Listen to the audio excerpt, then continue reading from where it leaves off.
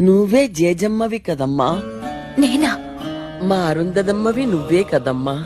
తెలుగు తక్కువగా మాట్లాడొద్దు చంద్రమా. నన్ను పిచ్చిదానిగా చేయకండి. నేను జయజమ్మని కాదు కాదు కాదు. నువ్వు జేజమ్మవు కాకపోతే నీ మీద అడిగే కక్ష ఎందుకు? ఎందుకు? అదే ఎందుకు? నువ్వే జేజమ్మవి కాబట్టి. కాదు, అబద్ధం. వాడిని నాశనం చేయగలనని జేజమ్మని నమ్మితే అది ఎలాగో తనకి తెలిసే ఉంటుంది. మళ్ళీ పుట్టిన ఈ జేజమ్మకే అది తెలియాలి. జేజమ్మ చెప్పు. నేను జయజమ్మని కాదంటే వినిపించుకోరే. నా చుట్టూ ఈ కట్టు కదలేంటి?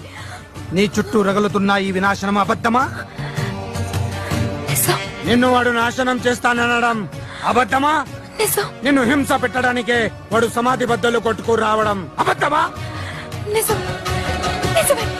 అప్పుడు నువ్వే జేజమ్మ అన్నది కూడా నిజం. నువ్వు మళ్ళీ పుట్టావుని అల్లా సాక్షిగా నేను నమ్ముతున్నాను.